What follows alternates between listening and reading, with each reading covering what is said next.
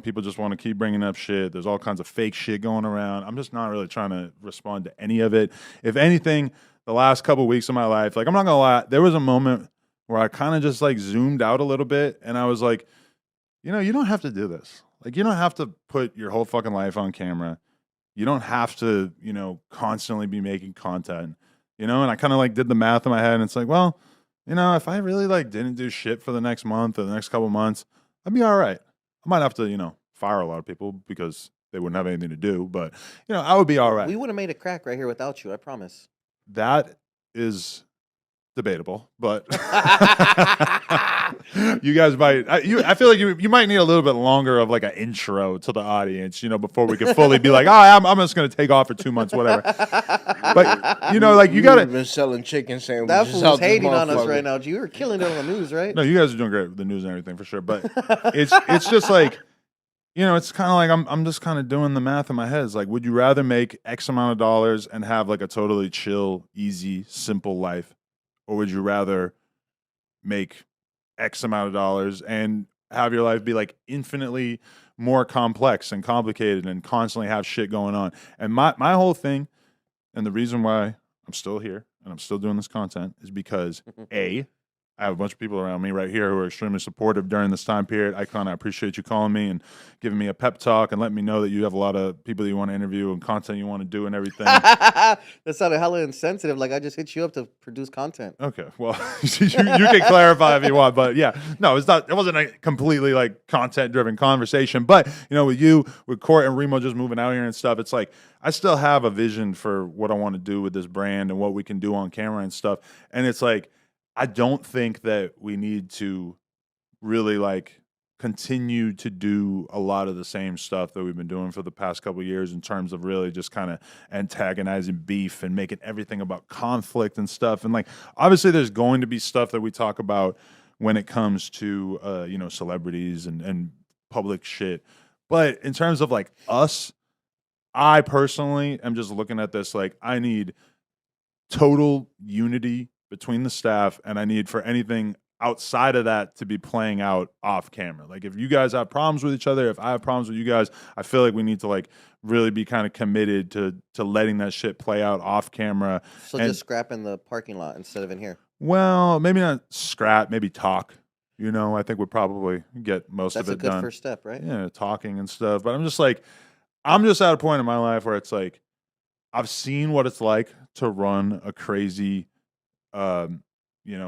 soap opera here for the last couple of years, and plenty of that blame goes on me, some of it goes on other people, whatever, but I'm just not interested in it anymore. And I feel like at this point, if that's what it continued to be, I would probably just be like, okay, I'm just gonna say fuck this and just kind of do my own thing maybe. But for I feel like there's still something that we could build that is gonna be dope, and that I just don't think it needs to necessarily, like, I had this realization that I'm going to be really, really happy to take a dip in views, because I feel like at a certain point, our views were kind of like artificially inflated by the fact that there was so much conflict and drama, And it's like, if this podcast gets 100,000 views instead of 200 or 300,000 views, I'm just totally okay with that.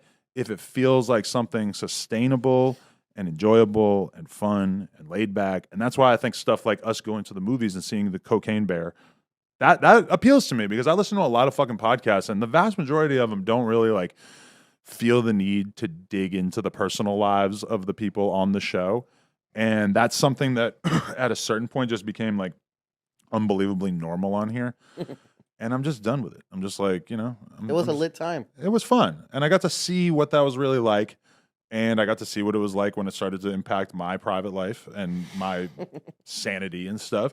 But I mean, I like for the last 10, 12 days, whatever, I've been just like hanging out with my kid, going for walks, like, actually having time to like watch shit on YouTube that I'm not like fucking watching because I have to immediately talk about it after on camera, or because I immediately have to fucking do an interview about that thing, and it's just, for me, it's like my own personal happiness just really kind of needs to be at the forefront of things. It became paramount finally, or what? It just, because I feel like, and that's the kind of whole thing, is like I tried to like kind of make some small changes in terms of how the podcast looked. And as a result, the whole thing kind of blew up, long story short. And that's okay for me because it's like, as much as I'm going to miss those guys, I think those guys are super talented. It just, at a certain point, was kind of becoming uncontrollable, unsustainable. Yeah, your personal life is now paramount to you. Well, I would like to treat it that way. I listen to so many podcasts and I like just don't see them doing the whole drama thing. And it seems like a lot of people, like, especially the comedian podcasts I listen to and stuff, that they just seem like they're able to get on camera, have a fun conversation for an hour or two, and then they go back to their lives. And there's not this like thing where it has to be about their lives. When did the drama start with everybody, really? Was it Lushies? No. It's just been like a slow, gradual thing. And I'm not trying to do like a whole full post-mortem on how No Jumper became what it kind of became at a certain point. I'm just acknowledging that like I don't really give a fuck if it hurts our views or if people are like less entertained or whatever. It's like I feel like we can build something that's much more of just like a chill hangout with the guys, you know? And I don't really like, I mean, I know you listen to like a million fucking comedy podcasts and stuff, and it's like, I don't know. I just think there's a different direction that I'm more than happy to take things in. Also, I don't know if this cast is, I mean, it seems pretty clear the Court's part of it, but in terms of you guys, we're just throwing paint at the wall, seeing what happens. We're separated on the other couch and went on a single chair. Well, if you guys all wanted to sit on Court's lap, that would have been a little different. But, you know, I'm just trying to sort of figure it out and try to like actually get myself into a state of mind or a state of being where I like doing this content and where it doesn't feel like a headache. I feel like I've kind of like seen a version of myself over the last like few months at times where I'm like, you don't seem like you were having the best time on camera. Like you kind of were just,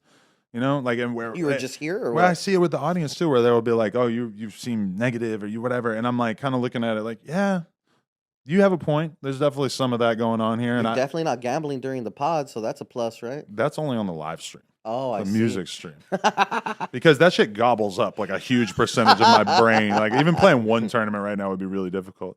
And I will never admit the one interview that I did while I had the laptop under the desk and I was playing a tournament. Oh shit! They're like, why is Adam looking down so much? No, nobody caught it. And that's why I'm never gonna rat.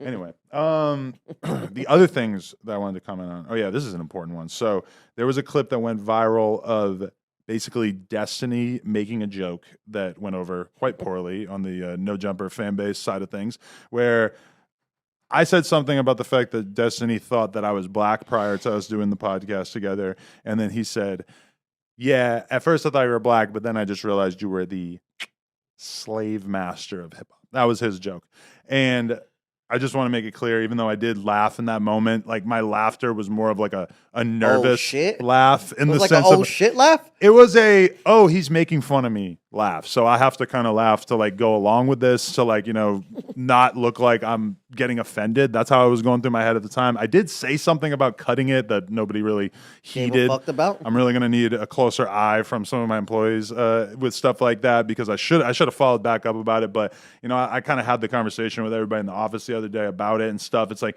you know, all these years doing content with people of color, I don't think I've ever like gone for that as like, oh, this will be funny. I'm going to make a fucking slave master joke. No, that to me seems like clear cut, not something I need to be saying, not something that would be funny or that anybody wants to hear me say. Destiny clearly is coming from a very different place. I've seen a lot of people thinking that Destiny was a Nazi. They're confusing Richard Spencer and Destiny. Where is Destiny from? Nebraska. And I mean, podcast wise. From Springfield, Millhouse looking ass. he's a Twitch streamer, and you know, he talks about politics primarily and stuff. But you know, he clearly was making that joke without the sensibilities that probably a lot of our audience has or whatever. So, you know, definitely, I'm just going to be a lot more hawkish when looking for that kind of thing, or like in terms of how I respond to that kind of thing, because it was the kind of thing that as soon as I heard it leave his mouth, I knew like this is bad. This is going to go over poorly. It's a light nuke. Yeah, it was just not, you know, that's the kind of joke that I'm really like not trying to have on this podcast. And I need to be more mindful because in that case, I was having people on the podcast like Destiny who clearly are from a different world. And I don't think there's anything wrong with that for us to have, you know, Twitch streamers and comedians and YouTubers. No Jumper's always been like that. But if there's going to be like certain jokes that are made that are offensive to, you know, a large percentage of the people that work here or whatever, I just need to be more on top of making sure that they get cut. Because I can understand the position he was coming from, that he thought he was like, haha, I'm going to get you. I'm going to make fun of you here. And That's a wild ass way. yeah, it was not good.